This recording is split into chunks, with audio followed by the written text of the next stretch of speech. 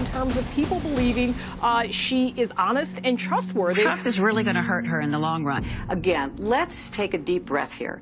I've never had a subpoena. We sent her a subpoena. Couldn't be more plain. The Honorable Hillary R. Clinton. I did not email any classified material to anyone on my email. Classified information was transmitted on the private server that she ran out of her home. I did not send nor receive anything that was classified. The FBI is now looking into the private email system that Hillary Clinton used. Maybe the heat is getting to everybody. Despite her repeated past denials, the intelligence community's inspector general now says 2 of her emails should have been classified top secret. That's one of the highest levels of classification.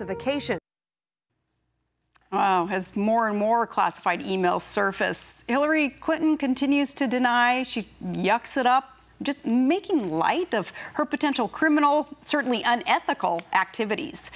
Joining me now to dive into the latest scandal is Washington Examiner investigative reporter Sarah Westwood. And Sarah seems to be one of the few in the media looking for truth on this. She's doing her job. I'm glad she's here. Sarah, what is the latest on this latest scandal?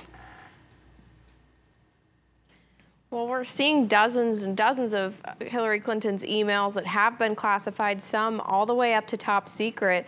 Now we're seeing conflicting answers from the company that managed Hillary Clinton's server and the Clinton campaign itself as to when data was moved off the server that's now in FBI custody. The company's saying that data was moved off in June of 2013. The Hillary Clinton campaign is saying they didn't erase it until January of this year. So it's raising questions as to whether in the intervening months that was being stored on a second server.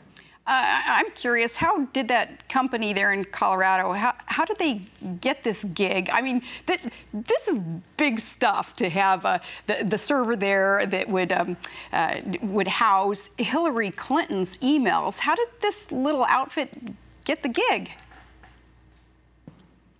That's a great question. They've been described by former employees as a mom and pop shop. They didn't have security clearances to be handling classified information. But what we do know is some of the executives of that company are well connected to the Democratic Party. They worked with John Hickenlooper, who was the governor of Colorado. They also were big donors to the Democratic Party. So that's perhaps how they had an in with Hillary Clinton. Well, it sounds like it's a tangled web, and we appreciate the journalists who do their job to untangle some of this. From your view now, Sarah, what's the timeline from here? Where do you see this going?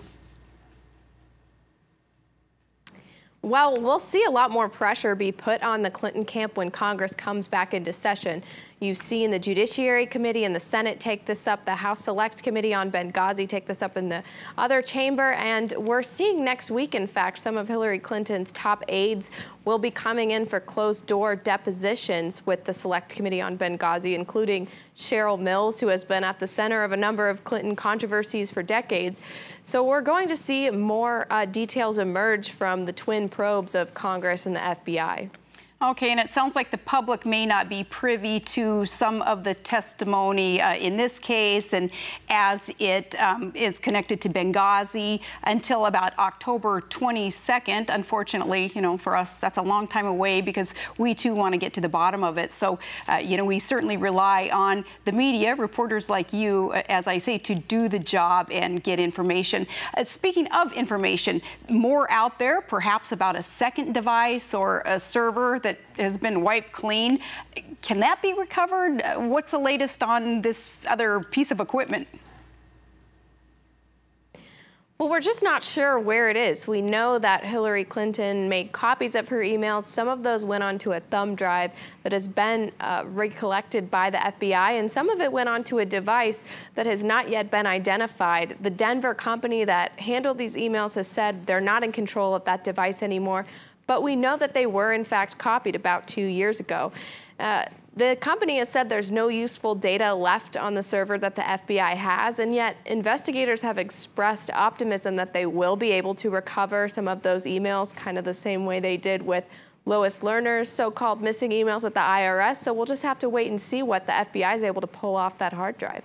Okay, and sending and receiving emails is a two-way street.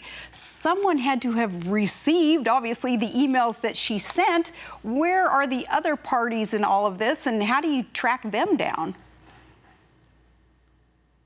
Well, she communicated with so many different types of people, not just in the U.S. government, but in foreign governments as well. If you just take a look at the few emails that have been published, you see her communicating with her counterparts across the world.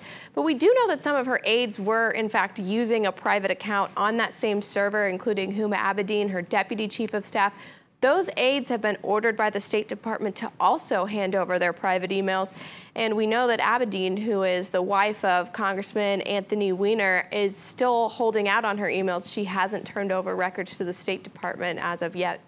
Well, perhaps it is because some of that ilk believe that they are above the law, and that is a disappointment for the electorate to have to assume that some people operate in that way. So thank you, Sarah, for doing your job and for your bosses allowing you to get out there and have the tools to get to the bottom of this. Thank you, Sarah. Now, up next are veterans who put it all on the line for us. Well, it's up to us now to fight for them. One of America's finest, he's here next, talking about helping his fellow veterans and how you can help.